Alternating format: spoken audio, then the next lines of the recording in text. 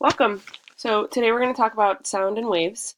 Um, we are starting a new page in our notebooks, and I actually created one myself so we can kind of follow along and so you could see what it should probably look like.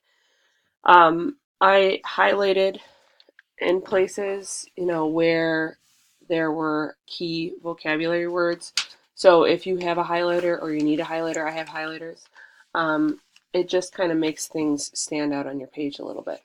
So go ahead and start a new page called Sound.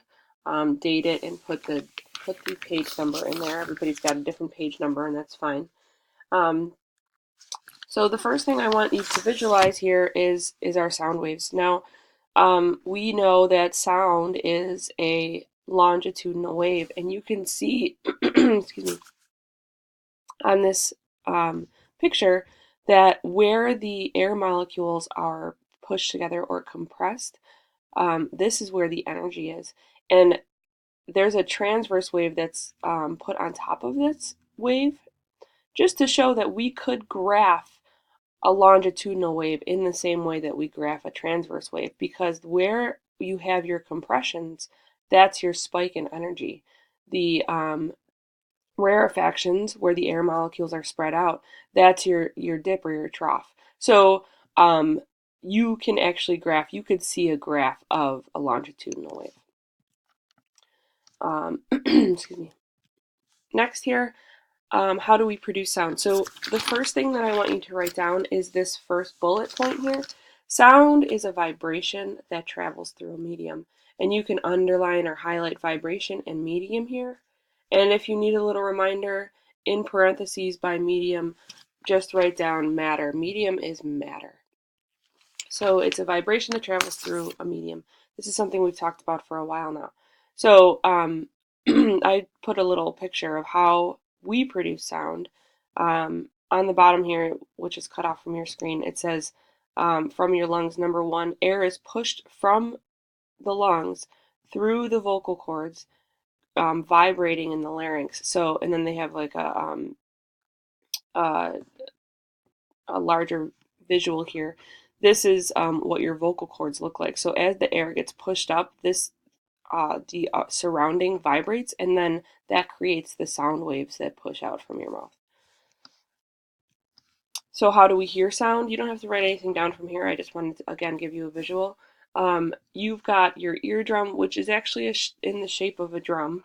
It vibrates when the air molecules reach it, the vibrating air molecules reach it.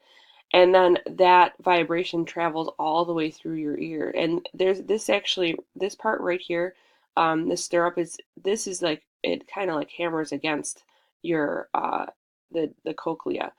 And the cochlea detects the vibrations. You've got all of these little tiny hairs in the cochlea that pick up the vibrations, and that sends the signals to your brain. We're going to have another visual of the cochlea, and you could see in this visual that there's actually some damaged cochlea in the background here, and that's what happens when you hear when the sound that you hear is like damages your cochlea. It's too loud, or the frequency is something that could damage your ear. Okay, so in your 3-column notes, I want you, where do I put myself here? Well, I guess right there. What we're going to do, I don't want you to take up the whole page because it's not going to take up the whole page, so just a portion of it, I want you to do like a little box, a 3-column note box. It might be larger than mine. There's not going to be a ton of stuff down here. So, like, the middle of your page, 3-column notes. And I did some pictures, just like on here, pitch with some little music notes, volume with a little speaker, and speed with with an odometer. Now, as we move through these next slides, you're going to write the information next to all the bullet points that kind of look like the 4 diamonds. I have some more information on these slides, but that's what you want to focus on to write down. So in your 3 columns, we're gonna kind of jump around. I think we start with volume here. Okay, so we know that sound travels through a medium, um, and oh yeah, we're starting with speed actually. So different mediums actually affect sound differently. Sound can travel at different speeds depending on the medium. Um, when you have a denser medium, sound can travel faster through that medium. And that's because the molecules are packed closer together in a denser medium. So those vibrating molecules can hit each other much faster. If you've got molecules that are spread out, it takes much longer for those molecules to move back and forth and for that wave to move through those molecules. So speed increases as density of medium increases. That's what I want you to write down there. Temperature also affects sound for the same reason. As you heat up those molecules, they spread apart, right? So you've got molecules that are already in action. They're already moving around, and even though they're spreading apart because they're moving around already, the vibration can just travel through them a lot faster. So sound travels faster in warm air. And I just have a chart here that shows just how fast sound travels through each medium. If you ever try to like talk to somebody underwater, when you're in a pool or something, you could see how fast that sound travels compared to like air. Um, and then steel is actually, if you put your head next to like a railroad track that's made of steel, and you could hear a train coming from miles and miles away because sound travels through steel fast, 5,000 meters per second. Okay, so these are two questions that I want you to answer. Um, You can put a glass next to a wall and pick up sound coming from the next room. Why do you think that is? And sound doesn't travel through outer space. Why?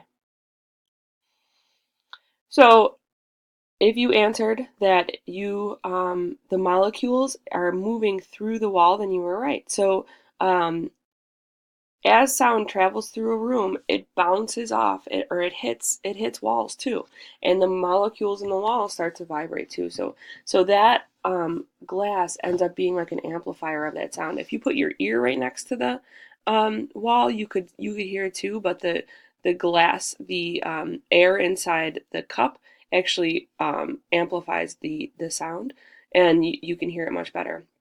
And then we've talked about this before. The sound doesn't travel through outer space because there is no matter in outer space. There's no molecules for that sound to vibrate off of. So sound does not travel. Okay. So, oops. I gotta move up a little. Here we go. Okay, so now we're talking about pitch, which is your first column. Pitch is the highness or lowness of a sound. And you can see on our transverse wave graph here, a deeper pitch means that there's a lower frequency. So we did this a little bit in our Slinky lab yesterday. A higher pitch means a higher frequency. Okay. So I want you to write that down too. Pitch, highness, or lowness of a sound. The pitch of the sound depends on the wave's frequency. Now, pitch, I'm not talking about loudness here. I'm talking about high or low. So like if something is very high pitched, it's like almost squeaky, and then low pitched is really low, you know. And we can only hear a specific frequency of sound. And you could see I have a visual down here. All of the different animals that can hear different pitches. So cats and dogs can hear a much wider range of sounds than we can, which is why dog whistles only work with dogs. It's a much higher pitched frequency. So our ears just don't even pick that up. Um, Elephants and moles, they actually go at a much lower frequency. They can't hear up to the frequencies that we can, but they get into infrasounds, excuse me. And so they have a much lower pitch. Elephants can talk to each other from miles away using this very low pitch frequency that we can't even decipher. And then you've got dolphins on the much higher end, and bats. They use such high frequencies. We need very special equipment in order to decipher those frequencies. And this is how they speak to each other over miles and miles as well. And use echolocation. So what higher pitches produce more or less vibration, do you think? Now, if you think about vibration, if you have like a really low frequency and you feel that vibration, the vibration is much more pronounced. It feels because you can actually feel the differences in that. The vibration, like you can feel the ups and downs of the vibration, whereas the higher pitch, it's like much faster. So the vibration is is greater, but it's sometimes hard to decipher because it's so quick. All right, moving on. Okay, so now we're into volume. Intensity or volume of a sound is the amount of energy the sound has. So we know that energy is amplitude. So as something gets louder, it has more energy, and that's our volume. So the things that I want you to write down, measured in decibels, and the higher the energy or the amplitude, the louder the sound. Now I gave you here a visual of um, some of the sounds that we can uh, safely decipher, and some of them that are really terrible for our ears. And this, I was telling you, these are the hairs of the cochlea that are damaged here. Um, this is caused by, if you have, it says Walkman here, which is pretty funny. But if you have your iPod or your iPhone playing in your ears at a much higher volume than you should, then it's safe, you can actually damage your cochlea, and then you won't be able to hear later in life, like nearly the amounts that you could. But this shows you typical speech is maybe like normal people typical speech. Some of you are a little loud, but typical speech ranges from like 55 to 60 on the decibel range. And then you've got busy city traffic, which is like annoying, but that's in the safe zone. As you get higher than that, like your hair dryer is just above where you should be hearing. And that could, if you're running your hair dryer in your face every single day, it could end up causing damage to your cochlea. Leaf blowers are really high up there. Ambulances, and then you've got your shotgun, which is super high up in your rocket launch. Of course, people generally shouldn't be around these kinds of sounds too much, but just one shotgun can blast can cause major damage to your ears. So be safe. Okay, and then the last thing we're gonna write down is underneath here. Okay, I just did like um, three dots for each one of these here. So you're gonna write down everything on this slide. Sound waves reflect. When one talks about how they reflect off of surfaces, and this is what an echo is. Um, so sound waves reflect and create an echo, and this is how bats and dolphins use echolocation. They send out their high-pitched frequency sound, and then it bounces off their prey, or it bounces. This is how bats see so well in the dark too. They don't run into trees because they're using that echolocation. It gives them that visual back. So this is how they use that echolocation. Echo. Sonar and ultrasound technologies use the same technique. And I'm going to bring this down here. So this is a picture using that same kind of technology, echolocation.